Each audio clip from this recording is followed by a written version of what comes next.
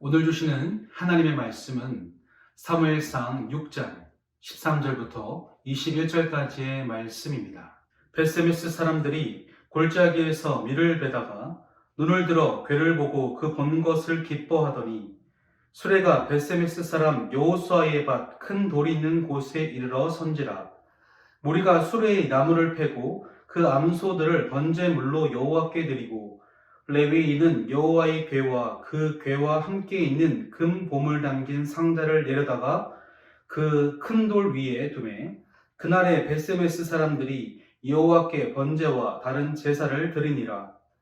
블레셋 5방백이 이것을 보고 그날에 에그론으로 돌아갔더라. 블레셋 사람이 여호와께 속건제물로 드린 금 독종은 이러하니 아스돗을 위하여 하나요? 가사를 위하여 하나요? 아스글론을 위하여 하나요? 가드를 위하여 하나요?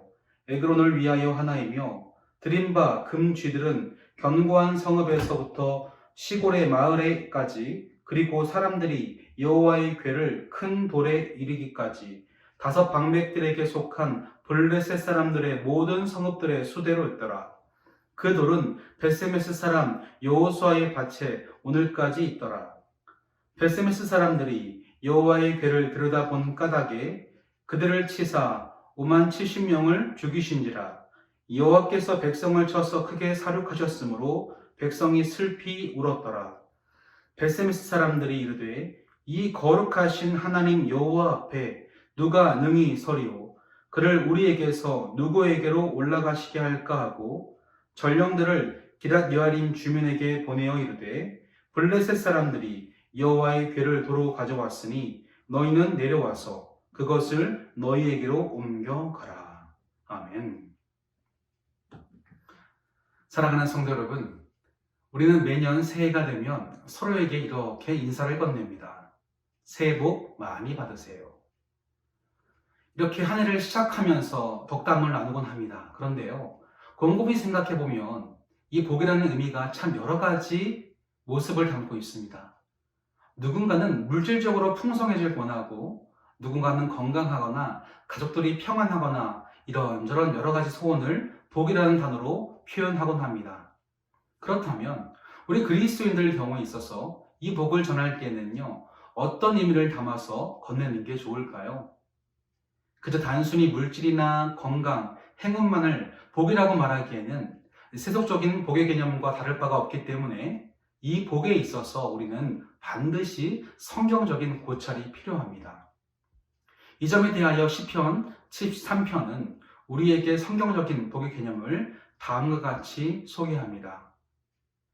하나님께 가까이 함이 내게 복이라. 내가 주 여호와를 나의 피난처로 삼아 주의 모든 행적을 전파하리이다. 아멘. 무엇이 지금 복이라고 말씀하고 있습니까? 내가 바로 하나님을 가까이 하는 것. 즉, 하나님이 나와 함께 하시는 것, 바로 임마누엘이 우리의 복이라고 말씀합니다. 그런 점에서 2023년 날마다 은혜의 하루를 통하여 하나님과 함께 하시는 여러분은 지금 복된 분들인 줄로 믿습니다. 그런데 이상합니다. 오늘 본문의 전후 맥락을 살펴보면 하나님께서 함께 하시는데도 불구하고 복이 아니라 재앙이 발생하는 장면을 보게 됩니다. 먼저 그 대상은 블레셋이었습니다. 무려 7달 동안 하나님의 언약궤, 하나님의 임재를 상징하는 언약궤가 이 블레셋 진영에 머물러 있었습니다. 근데 이상하죠? 하나님께서 함께 하심에도 불구하고 그로 말미암은 결과는 바로 재앙이었습니다. 사람의 생명을 앗아가는 피부병이 블레셋을 휩쓸어 버렸습니다. 어디 그뿐만일까요? 앞서서 사무엘상 4장을 살펴보면 이스라엘도 마찬가지였습니다. 그때 이스라엘은요, 블레셋과 전쟁 중이었습니다. 첫 번째 전투에서 4,000명이 전사하자 그 패배의 원인으로 여호와의 부재가 언급됩니다.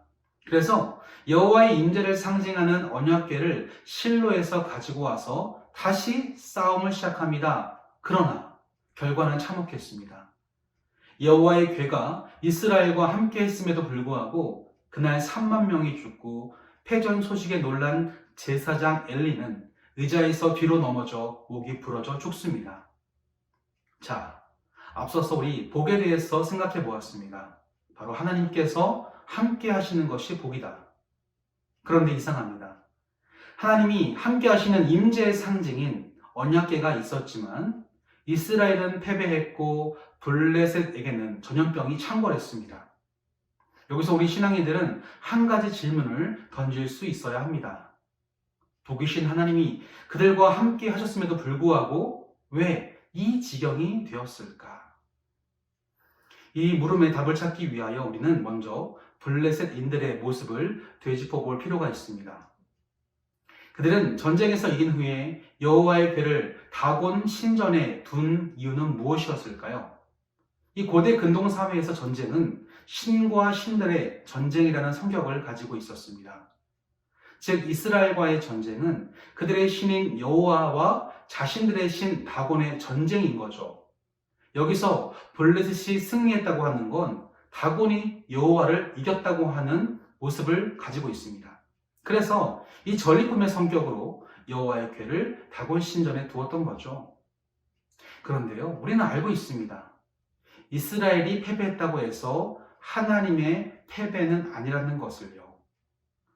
그럼에도 불구하고 이 블레셋이 하나님을 세상의 잡신과도 같이 취급해버렸기 때문에 이 하나님은 블레셋과 친히 직접 싸우셨습니다.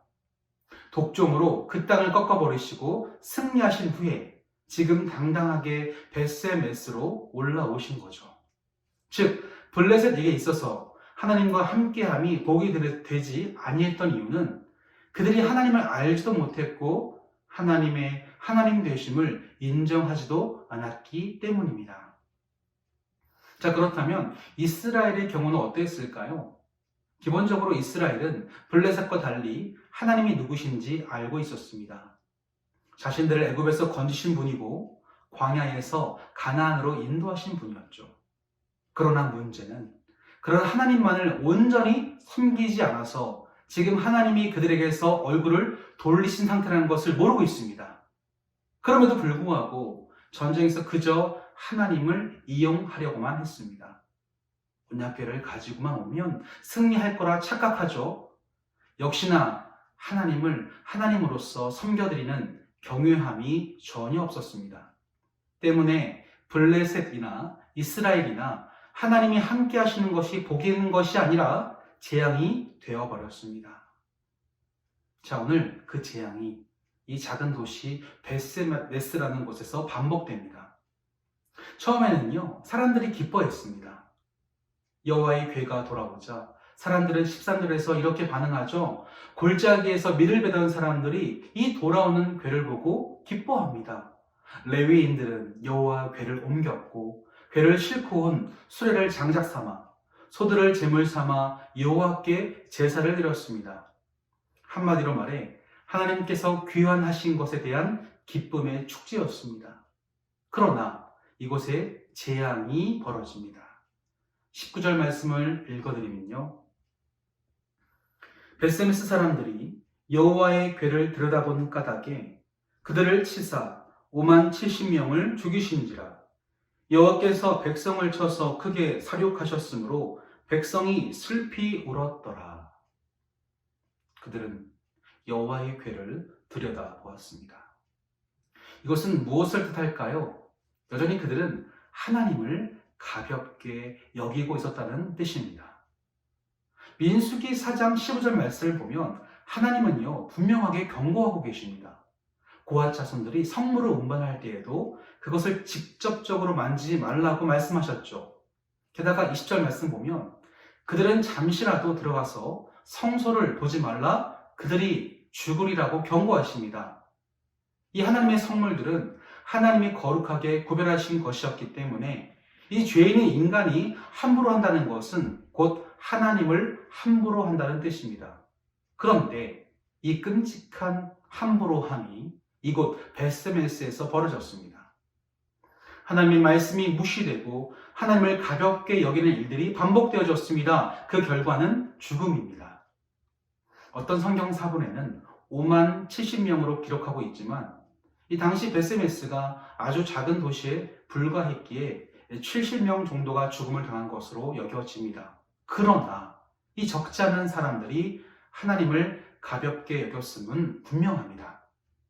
그러자 벳세메스 주민들이 다음과 같이 탄식합니다. 20절 말씀 읽어드리겠습니다. 벳세메스 사람들이 이르되 이 거룩하신 하나님 여호와 앞에 누가 능히 서리오? 그를 우리에게서 누구에게로 올라가시게 할까 하고. 자, 그렇다면 사랑하는 성도 여러분, 오늘 이 말씀을 통하여 주님께서 우리에게 전하시는 그 심정은 무엇일까요? 앞선 서론에서 이런 질문을 드렸습니다. 하나님이 함께 하시는 것이 바로 복일진데 어쩌다가 이스라엘, 블레셋, 그리고 지금 벳세메스까지 그들은 패배와 재앙과 죽음을 맞이하게 되었을까?